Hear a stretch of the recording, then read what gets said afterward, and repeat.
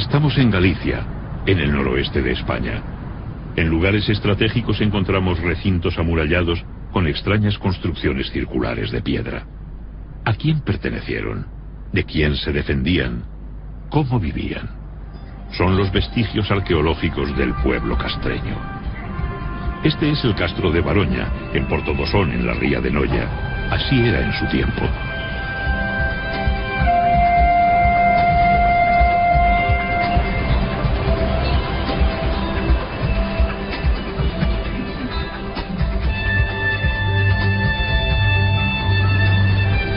Pero antes de sumergirnos en la vida de los castreños, vamos a viajar al pasado remoto. En estas tierras de escabrosas costas y enormes acantilados, el mar fue desde antaño una vía de comunicación entre los pueblos que habitaron el litoral del Océano Atlántico. El hombre del Paleolítico buscó cobijo en cavernas y abrigos naturales. Su vida itinerante de cazador-recolector le permitió sobrevivir en un entorno feraz y lleno de peligros. Su forma de vida conoció un cambio radical con la llegada de la agricultura. Fue entonces cuando comenzó a dejar su huella en el paisaje. En el megalítico, el mar se convirtió en una fuente de contactos. Antes de la edad de los metales, los pueblos de la Europa atlántica fueron los primeros en construir grandes monumentos destinados a perdurar en el tiempo.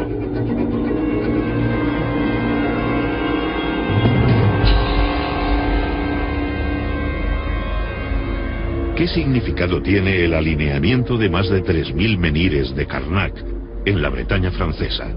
Tardaron varios siglos en erigirlo, alrededor del 3300 a.C. ¿Por qué lo hicieron?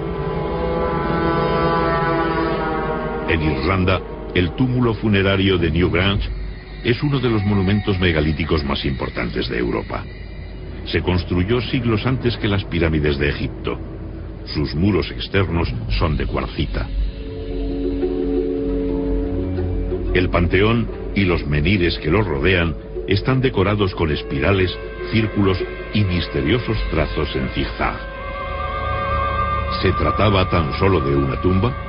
Hay estudiosos que lo describen como un enorme observatorio astronómico, al igual que el santuario de Stonehenge, que supuso la extracción, tallado y transporte de enormes bloques de piedra, algunos de hasta 30 toneladas de peso, desde una distancia de 70 kilómetros.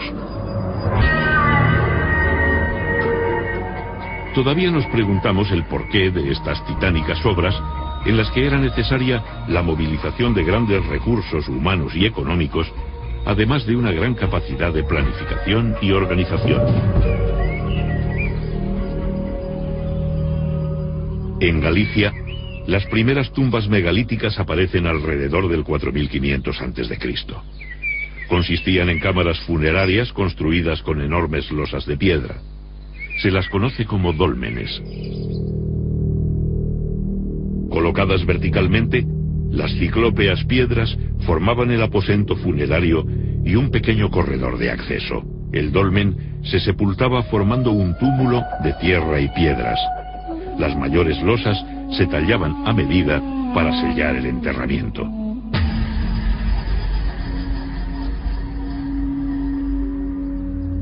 El cuerpo del difunto era inhumado en el interior del dolmen. Los objetos de prestigio de sus ajuares funerarios ponen de manifiesto la existencia de jerarquías sociales.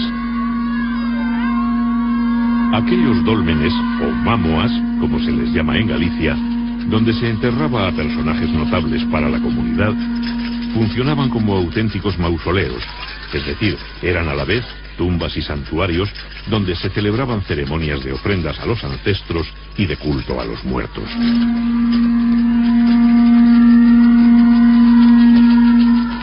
La desintegración de los restos orgánicos por el transcurso del tiempo y la acidez de la tierra dificultan el estudio de estos enterramientos megalíticos. La gran cantidad de fragmentos de cerámica encontrados en los túmulos, muchos de ellos pertenecientes a vasos del tipo campaniforme, nos indican la existencia de libaciones en las ceremonias que realizaban y la introducción de ritos funerarios importados.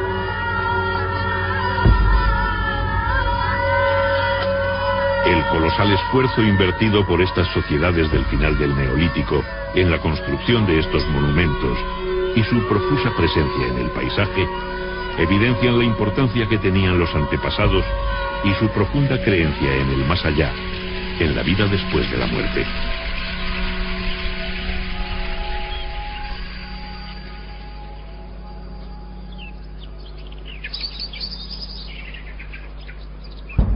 Continuando nuestro viaje por la prehistoria atlántica, encontramos una de las manifestaciones artísticas más singulares de esta época: los petroglifos. El hombre siente la necesidad de plasmar en la piedra aspectos de su vida y sus creencias. Los dibujos se graban por percusión con piedras punzantes de cuarzo o sílex. Los surcos se ensanchan por abrasión. Combinan símbolos de carácter religioso con escenas de la vida cotidiana. Las Rías Bajas gallegas son el principal foco de arte rupestre atlántico, presente también en las Islas Británicas y en la Bretaña francesa.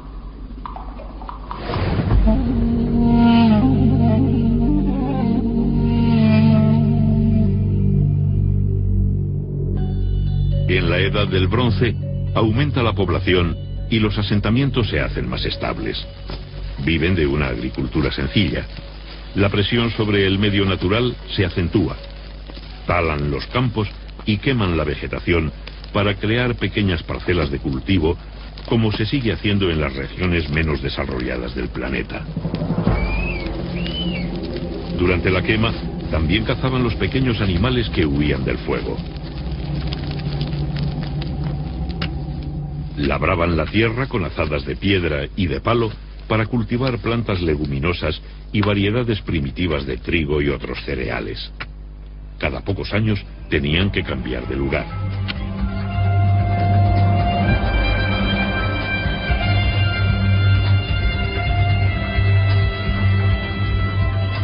La ganadería cobra mayor importancia como actividad económica. Constituye una incipiente industria de productos como carne, lácteos, pieles y lana.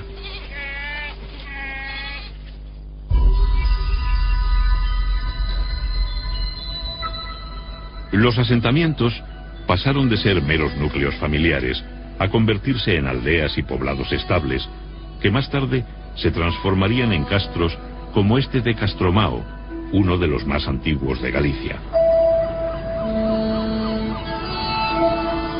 En la costa se establecen en lugares estratégicos como puntas y penínsulas que les ofrecen buenas condiciones defensivas naturales, reforzadas mediante terraplenes y empalizadas.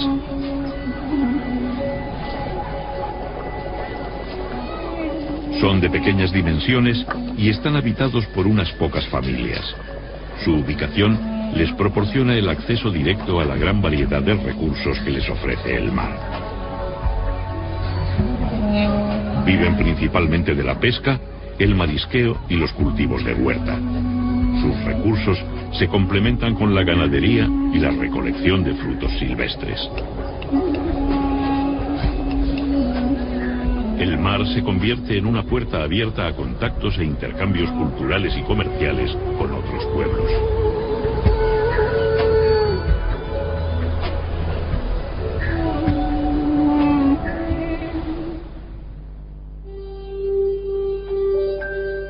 La metalurgia, la mayor innovación tecnológica de la historia de la humanidad, provocó una verdadera revolución, un cambio global. Algunas piezas metálicas se convierten en bienes de prestigio y pasan a ser de gran valor. Los útiles de piedra pulimentada sirvieron de modelo a las nuevas herramientas de bronce.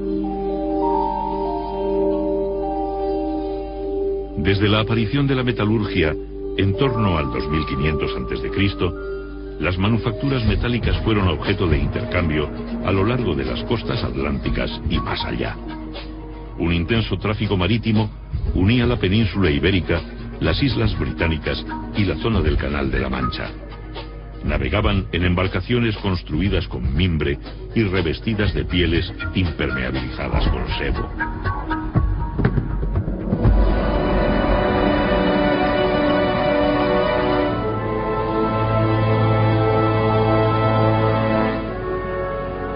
Galicia posee una orografía muy abrupta. Cuenta con numerosos sistemas de monte bajo, mesetas, valles y montañas que se elevan a más de 2000 metros de altitud, con sus laderas tapizadas por una exuberante vegetación de especies de hoja caduca, como hayas, robles y alisos. En las sierras centrales y orientales nacen los numerosos ríos que jalonan su geografía, cauces que descienden desde sus nacimientos en las cumbres y se abren paso esculpiendo el paisaje. En sus riberas cubiertas de helechos crece el bosque milenario que permanece en constante penumbra. El paisaje se torna misterioso y secreto.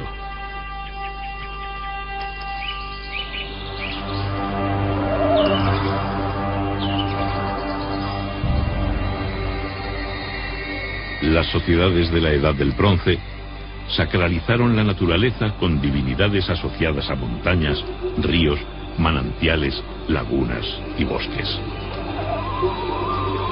Chamanes y curanderos encontraron la inspiración de su don en el corazón de estos bosques, que todavía hoy son objeto de enigmáticos relatos sobre brujas y sortilegios. Muchos rasgos de las prácticas religiosas de la Edad del Bronce han llegado hasta nuestros días, fosilizados en el folclore europeo. Ninfas, trasgos, gnomos y otros espíritus son entidades míticas que hunden sus raíces en esta remota época. Posiblemente, los pescadores y cazadores que se adentraban en estos parajes ocultos se sometían a algún tipo de iniciación parecida a las que todavía se realizan en algunas comunidades de creencias animistas de África y América, para protegerse de las terribles fuerzas sobrenaturales que existían en estos lugares.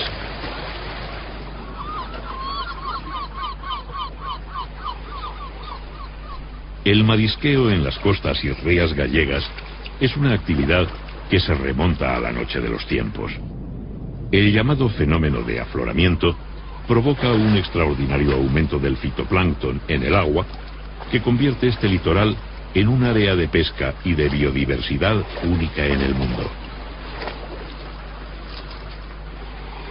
Los pobladores de finales del Bronce y principios de la cultura castreña capturaban crustáceos entre las rocas de la zona intermareal.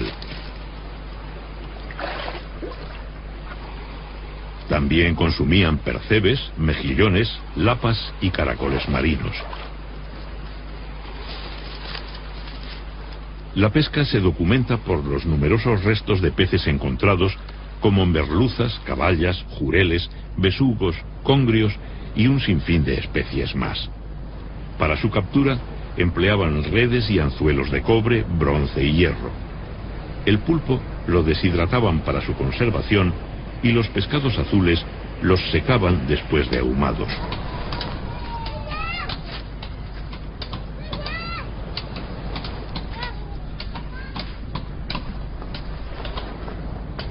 La mayoría de las comunidades castreñas eran autosuficientes para cubrir sus necesidades básicas. Incluso tenían capacidad para producir excedentes. En sus corrales criaban animales domésticos como conejos, cerdos y algunas aves. Las necesidades que no podían satisfacer, como la sal y los minerales destinados a la metalurgia, motivaban constantes trueques con otras aldeas. El curtido de pieles era la base de la industria del cuero. Con ellas confeccionaban todo tipo de accesorios del vestido, correajes y calzado.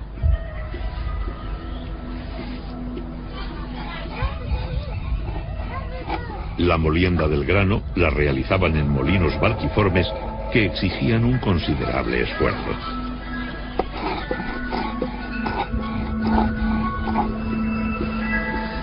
Los poblados eran agrupaciones de familias que compartían gran parte de sus recursos. Muchos de los trabajos relacionados con el sustento se realizaban para toda la comunidad.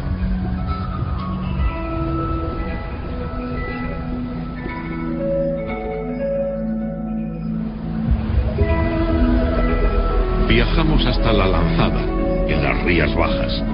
La ermita y los restos del antiguo castillo atestiguan el destacado papel que tuvo este enclave en la historia de Galicia.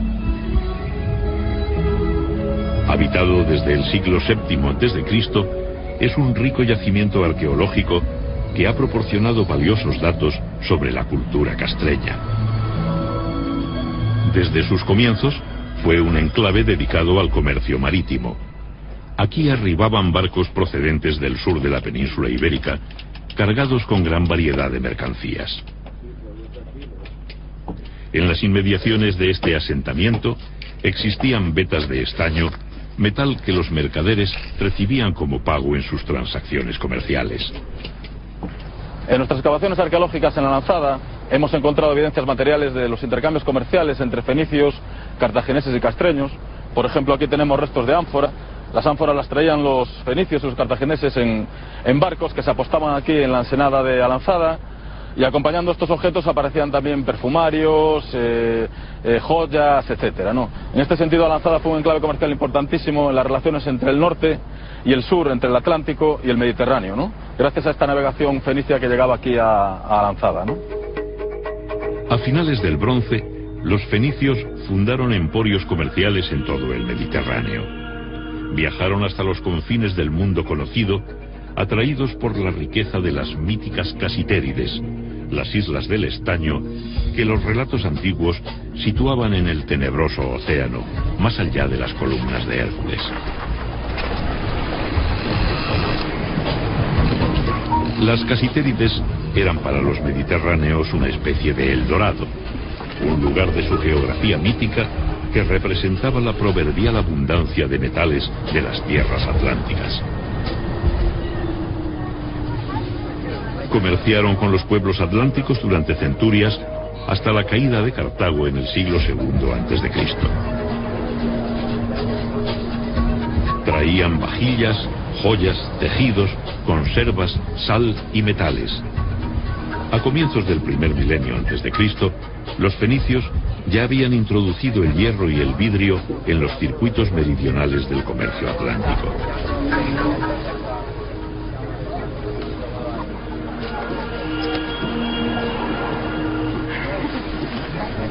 Innovaciones como el molino giratorio y el torno de alfarería fueron rápidamente adoptadas junto con otras nuevas herramientas. También asimilaron modas en el consumo de alimentos, el vestido y el adorno personal. Los pueblos atlánticos exportaban el estaño desde antiguo. Producían lingotes de pesos estándar con los que pagaban las importaciones. También ofrecían a cambio plata, oro y pieles de animales.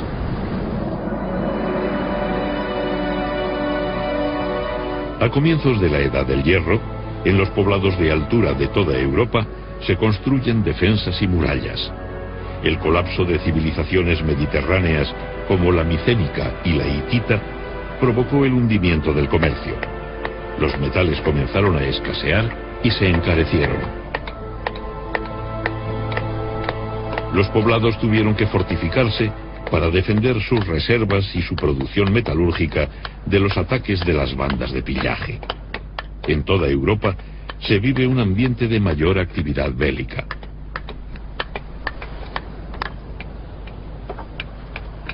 Las nuevas herramientas de hierro permitieron a los castreños perfeccionar las técnicas de cantería, carpintería y construcción.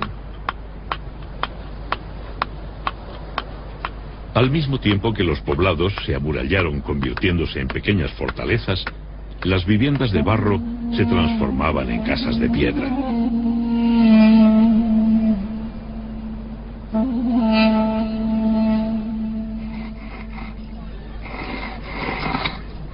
Un significativo aumento de la población multiplicó los castros en el territorio.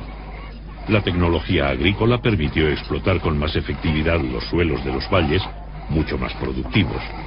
Los nuevos asentamientos se situaron en las tierras bajas. Los intercambios económicos y culturales se hacen más fluidos, especialmente con las islas británicas, hacia donde nos dirigimos ahora para saber cómo vivían sus antiguos pobladores. Al borde de un acantilado de 100 metros de altura, encontramos Duna Ongasa, el mayor poblado fortificado prehistórico de las Islas Aran, en Irlanda. Su sistema defensivo de murallas concéntricas y piedras hincadas es muy similar a los castros de Galicia. La reconstrucción del poblado de Castle Henleys, en Gales, pone de manifiesto la semejanza en usos y costumbres que tenían los pobladores de los territorios atlánticos. Sus casas de planta circular, paredes de piedra y techumbre cónica vegetal son prácticamente iguales a las castreñas. Las paredes enlucidas muestran dibujos circulares y cruciformes de simbología solar.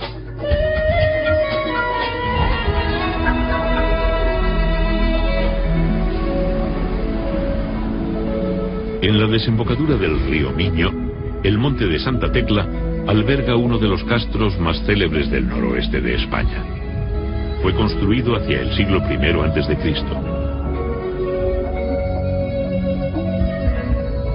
Desde el yacimiento arqueológico se presencia uno de los paisajes más bellos de Galicia. Casas, escaleras, hogares, vías empedradas y conducciones de agua nos hablan de una sociedad que llegó a un considerable desarrollo técnico para su época. Los canteros labraban las piedras de diferentes maneras para adaptar las construcciones al terreno.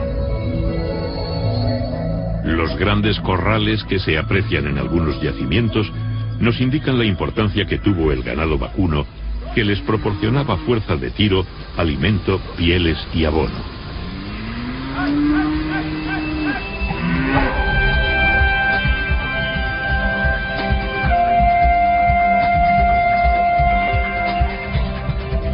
En Galicia, la naturaleza se muestra con toda su fuerza.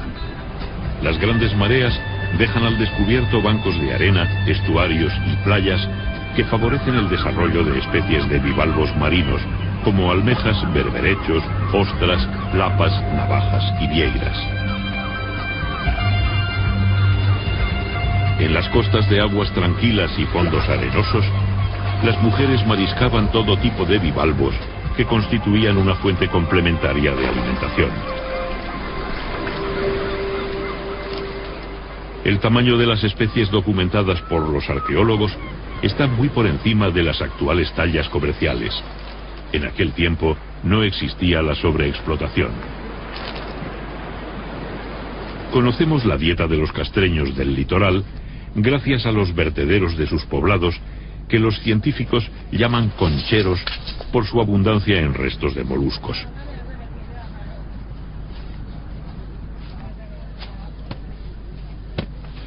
La actividad textil estaba a cargo de las mujeres.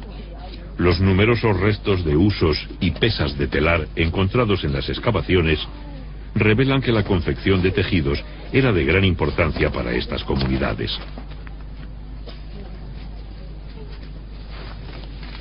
El lino y la lana constituían la base de la industria textil, que también incorporó las innovaciones mediterráneas. Telares compuestos y de placas, ruecas y sarillos permitieron perfeccionar la hilatura y el tejido. Del exterior llegaron nuevas influencias en el vestido y adorno personal. El afeitado se pone de moda.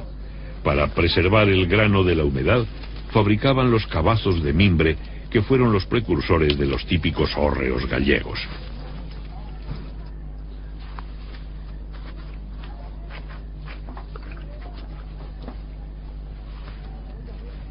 Aunque el torno de alfarero ya era utilizado, la cerámica moldeada a mano continuaba siendo de uso común.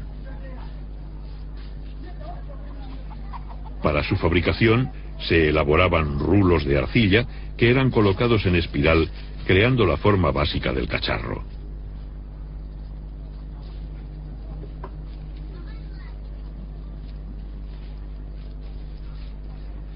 Después se unían entre sí las tiras de arcilla, se alisaba la superficie y se daba la forma definitiva. Luego lo dejaban secar completamente antes de someterlo al fuego.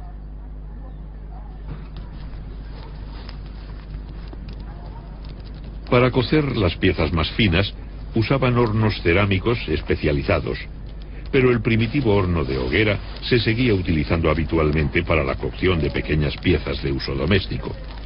Consistía en un hoyo excavado en el suelo, dotado de un tiro transversal en dirección al viento dominante.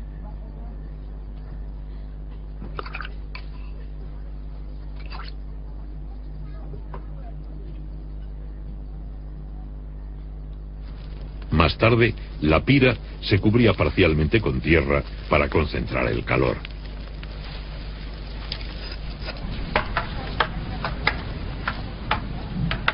Para muchas comunidades del noroeste, la actividad bélica ocupó un lugar destacado en su vida. Desde jóvenes se preparaban para la guerra.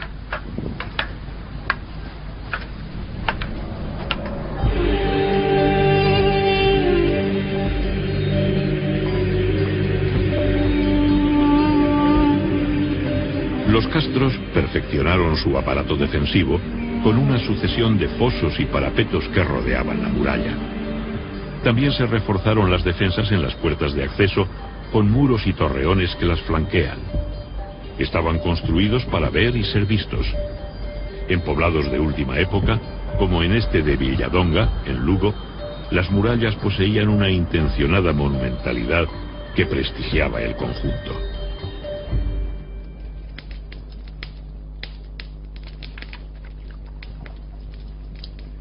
Los forjadores cobran un papel muy importante. La guerra y la defensa de los bienes comunales ante el pillaje les otorgan un estatus especial. De ellos depende la producción y la mejora de las armas. También son importantes por favorecer la expansión de la agricultura gracias a la fabricación de herramientas de labranza.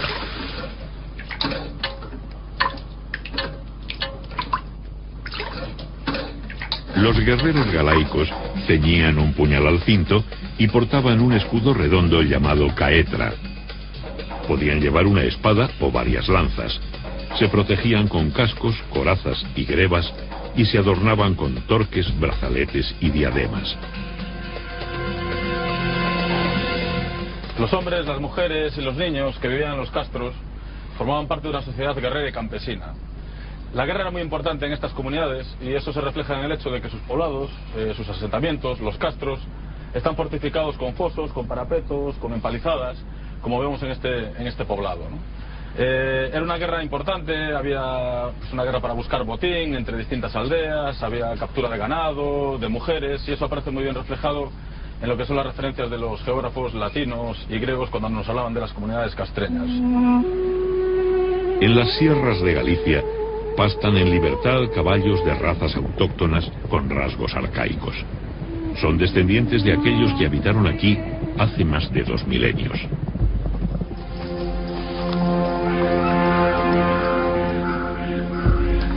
Los caballos eran un símbolo de poder y riqueza. Nunca formaron parte de la dieta, se utilizaban para la guerra y en los sacrificios. El autor clásico Diodoro de Sicilia nos habla de las bandas de pillaje.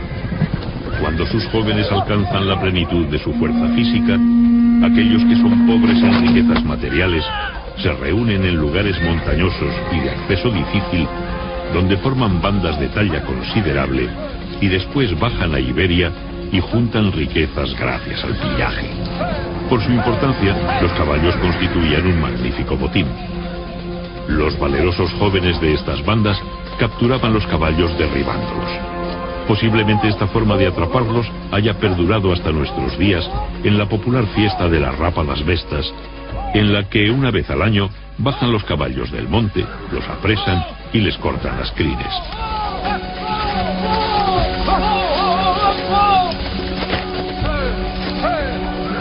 El historiador grecolatino Estrabón, al que debemos las mejores descripciones sobre este periodo, describe a los jóvenes castreños. Son hábiles en emboscadas y exploraciones, ligeros y capaces de salir de los peligros. Al parecer tenían un gran conocimiento de las técnicas militares, matizadas por sus propias reglas, que enfatizaban el valor personal, la intimidación, la bravura y la ferocidad.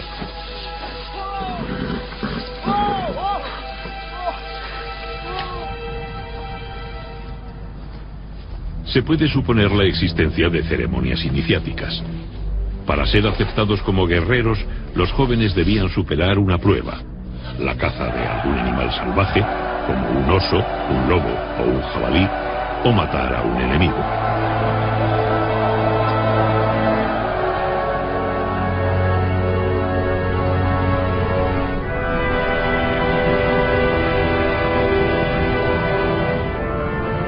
Parece sacada de un cuento. En esta pequeña península, en la ría de Muros y Noia, batida por el mar y los furiosos vientos oceánicos, se encuentra la Recoleta Ciudadela de Baroña, uno de los yacimientos prehistóricos más espectaculares y visitados de Galicia. Es un lugar enigmático. El visitante experimenta un magnetismo comparable al que se percibe en el famoso cromlech de Stonehenge. La monumentalidad de sus estructuras y su situación geográfica hace que sea un yacimiento excepcional entre los más de 3.000 que existen en Galicia, más o menos la mitad de los que hay en toda la Europa atlántica. Su muralla, dispuesta en varios circuitos a diferentes niveles, posee un intencionado sentido escenográfico. Esta audaz obra pública refleja una decisiva voluntad de alcanzar prestigio sobre las comunidades vecinas. En el castro de Borneiro, en La Coruña, como en la mayoría de los yacimientos, observamos que la disposición de las construcciones en el interior de los recintos estaba condicionada por el trazado de la muralla, los desniveles del terreno y la planta curva de las viviendas, que no compartían paredes medianeras, dejando muchos espacios muertos entre ellas. En los poblados de última época hacen su aparición los trazados rectilíneos y las construcciones de planta cuadrangular, que aprovechan mejor el espacio adosándose unas a otras. Las viviendas tenían puertas resguardadas por machones y tejados a dos aguas. El urbanismo castreño alcanzó un gran desarrollo en el área meridional, desde las Rías Bajas hasta el río Duero en el actual Portugal. Aquí surgieron los grandes poblados denominados citanias, como las de Briteiros y Sanfins. Eran protociudades que concentraban una gran población y cumplían un papel central en la organización territorial. En la misma época se construyen los llamados monumentos con horno o saunas castreñas, como esta de Punta dos Prados en Ortigueira, en la provincia de La Coruña. Una de las mejor conservadas es la del castro de Briteiros. Estrabón nos cuenta que los galaicos tomaban baños de vapor y luego de agua fría. Estaban construidas con grandes placas de piedra que las aislaban del exterior.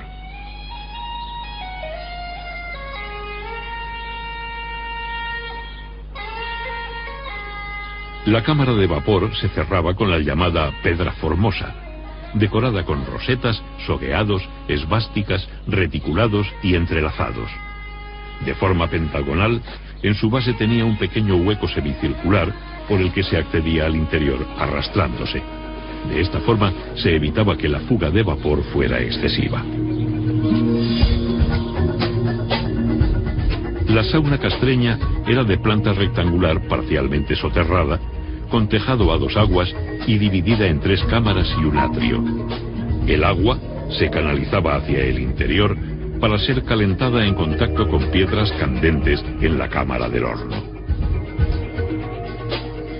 Otro magnífico ejemplo de sauna lo encontramos en Sanfins, también en Portugal. Según algunos autores, la práctica termal castreña tenía un marcado carácter religioso, relacionado con ritos iniciáticos guerreros y de purificación. Se las llamó pedras formosas por la belleza que poseía la primera que se encontró en Briteiros a finales del siglo XIX.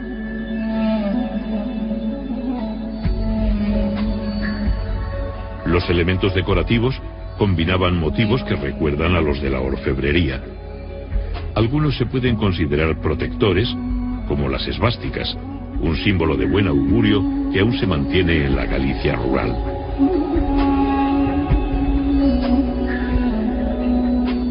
Los diseños decorativos castreños son geométricos con un predominio de la línea curva. Se cree que estos elementos arquitectónicos buscaban la ostentación para expresar el prestigio social de los moradores de las casas.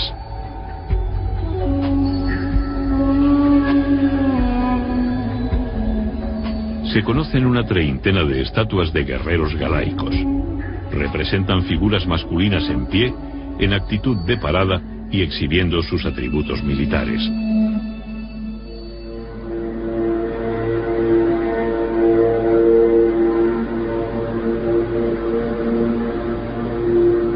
Ocultos en lo más profundo de los bosques se encontraban los santuarios castreños dedicados al dios Lugh, el más importante del panteón céltico. En lugares determinados de los ríos, que simbolizaban las puertas al otro mundo, se practicaban los rituales de ofrendas de armas dedicados a la diosa Nadia, protectora de la comunidad y vinculada a la idea de la reencarnación. Los guerreros se despojaban de sus armas ante la presencia de chamanes consagrados a esta deidad.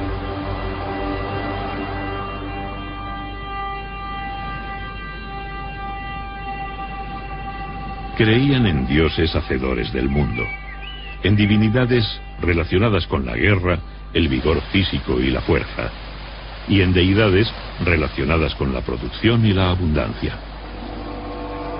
Existía una clase sacerdotal especializada con gran influencia sobre la comunidad. Druidas, chamanes y adivinos eran consultados y reverenciados por ser hombres sagrados, portadores del conocimiento arcano, que podían ver más allá del mundo de los vivos. Sus predicciones y consejos eran seguidos por nobles y guerreros. Las sociedades antiguas no conocían el laicismo, y como todavía sucede en África, casi todos los aspectos de la vida tenían una dimensión mágico-religiosa. Por ello, las constantes ofrendas y sacrificios rituales de marcado carácter céltico. Desde su origen en el norte de los Alpes, la lengua celta se extendió por todo el occidente, llegando a la península ibérica, donde se hablaban variantes arcaicas de esta lengua. En muchos lugares donde actualmente se ven cruces, antiguamente había estelas dedicadas a los lares viales. La Iglesia los sustituyó desde el siglo VI. Eran deidades domésticas relacionadas con los espíritus de los antepasados que se creía vagaban por los caminos. Estrabón nos cuenta que colocaban a los enfermos en los cruces de caminos para ser curados por espíritus de los que habían sufrido una enfermedad similar. Muchos de los santuarios dedicados a estos dioses fueron cristianizados mediante los cruceiros, omnipresentes en toda Galicia.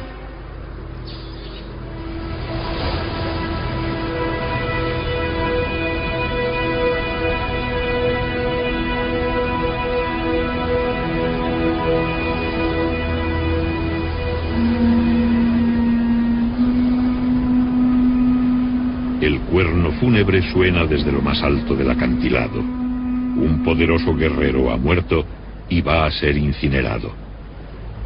Estos farallones que se adentraban en el mar, al igual que las islas, eran considerados territorios limítrofes entre el mundo de lo terrenal y el sobrenatural, situado en un lugar lejano en medio del océano.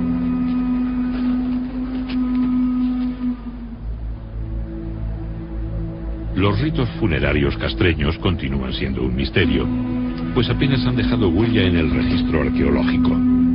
Pero recientemente, un importante descubrimiento realizado en Villalba, en la provincia de Lugo, de una necrópolis de pequeñas fosas con vasijas que contienen cenizas, nos remite a la tradición de las incineraciones célticas.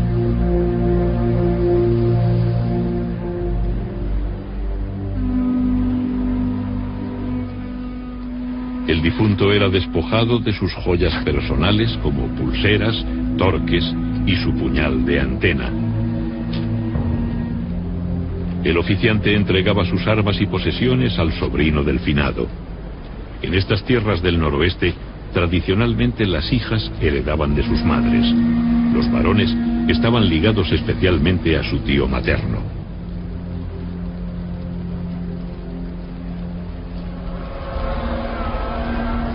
Una vez prendida la pira, los congregados comenzaban a emitir el abellón, un sonido gutural que recuerda el vuelo del abejorro. Hasta hace pocas décadas se realizaba en algunos velatorios de Galicia. El cuerno sonaba con fuerza para llamar a los espíritus de los antepasados para que acompañasen el alma del difunto más allá de la línea del crepúsculo marino, donde se situaba el paraíso de los celtas.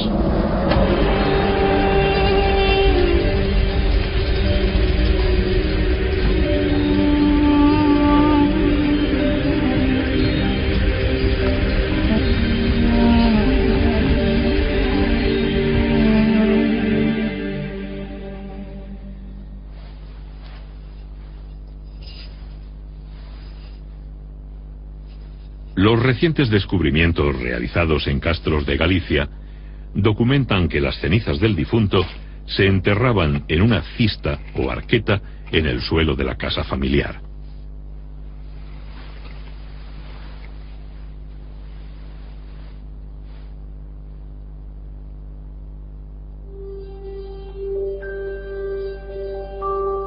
Este carro funerario del Museo Martins Sarmiento de Guimaraes muestra cómo trabajaban el metal desde el tercer milenio antes de Cristo. En la época castreña se llegó a alcanzar un exquisito refinamiento. Pulseras, pendientes, brazaletes y torques de oro fusionaban los gustos europeos con las influencias mediterráneas. El tesoro de Caldas, del que una parte se encuentra en el Museo de Pontevedra, está datado en el bronce final.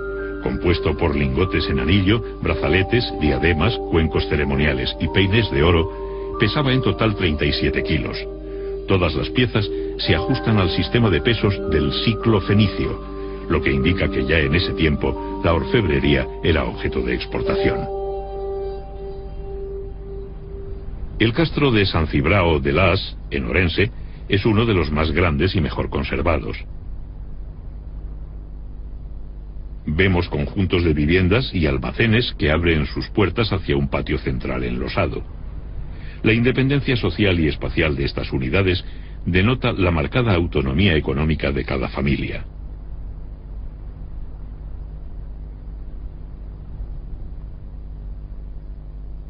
Las murallas son monumentales. Hay calles empedradas, aljibes y canalizaciones. En esta última época se cree que estos poblados se encaminaban a la formación de ciudades-estado. Venimos hablando de celtas, pero ¿existió realmente una nación celta? Hoy en día la teoría más extendida es que los celtas no fueron una raza, ni siquiera un pueblo.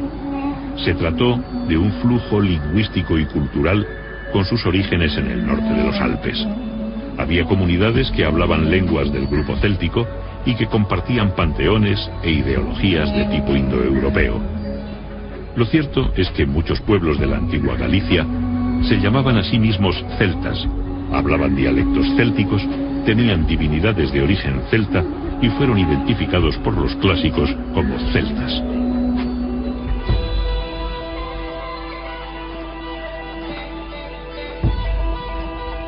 Los banquetes siempre han favorecido la fraternidad entre los comensales. En aquella época, y según el cronista Estrabón, en ocasiones especiales, los jefes castreños de diferentes clanes celebraban banquetes que adquirían un carácter de ritual. El cronista grecolatino nos cuenta que se sentaban en bancos construidos alrededor de las paredes, situándose según edad y dignidad. La comida se la iban pasando en rueda, mientras bebían el escaso vino del que disponían. En sus recetas, en lugar de aceite, empleaban mantequilla. También describe que al final bailaban en círculo al son de la flauta, dando saltos y cayendo de rodillas.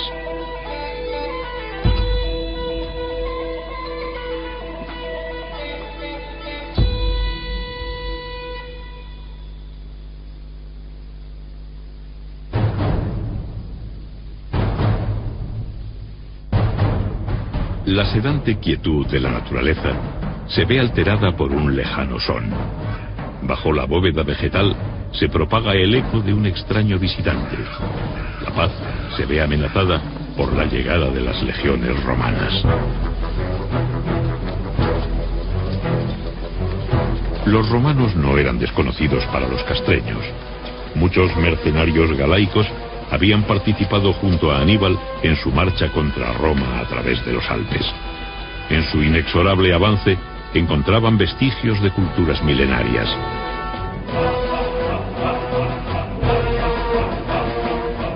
En la comarca del Bierzo, lindando con la actual Galicia, el fantasmal paisaje de las Médulas sobrecoge por su magnitud.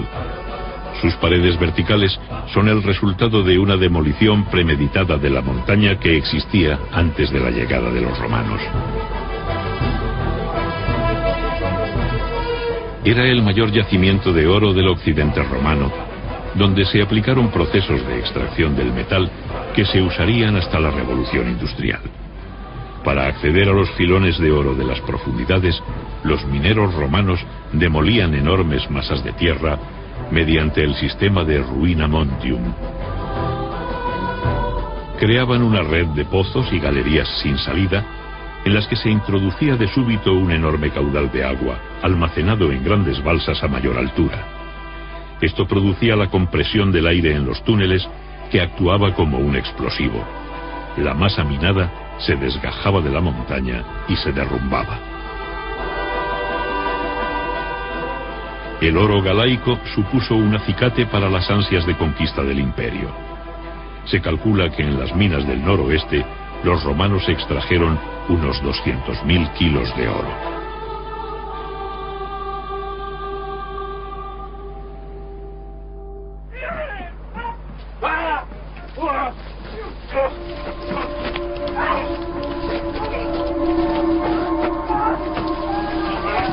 Los castreños han capturado a un tribuno romano y se disponen a sacrificarlo para utilizar su cuerpo en un ritual de adivinación. Estrabón nos relata estas prácticas adivinatorias. Examinan las entrañas sin extraerlas, y examinan las venas del torso y adivinan tocándolas, y consultan las entrañas de sus prisioneros de guerra. Los cubren con sagos y después el hieróscopo los golpea por encima de las vísceras. Dan un primer presagio por la forma en que cae el cuerpo. Cortan la mano derecha de los prisioneros para consagrarla al dios Ares. La ocupación del territorio noroccidental peninsular fue lenta y costosa. La conquista se realizó en 3 fases. En el año 136 a.C., Bruto el Galaico anexionó la zona entre los ríos Duero y Miño. En el 61, Julio César llega hasta el puerto de los Ártabros en una expedición marítima, no encontrando resistencia. El emperador Augusto en persona dirige las campañas de las guerras cántabras, que finalizan en el 19 a.C. Diodoro relata que los norteños cantaban himnos de victoria cuando eran crucificados. Los prisioneros se suicidaban, las madres mataban a sus hijos antes que caer esclavos. Preferían la muerte a la derrota. La llegada de los romanos trajo el ocaso a los galaicos. El poder imperial se apoyó en las estructuras existentes para integrar a la población. A finales del siglo I después de Cristo, se puede dar por finalizada la cultura castreña.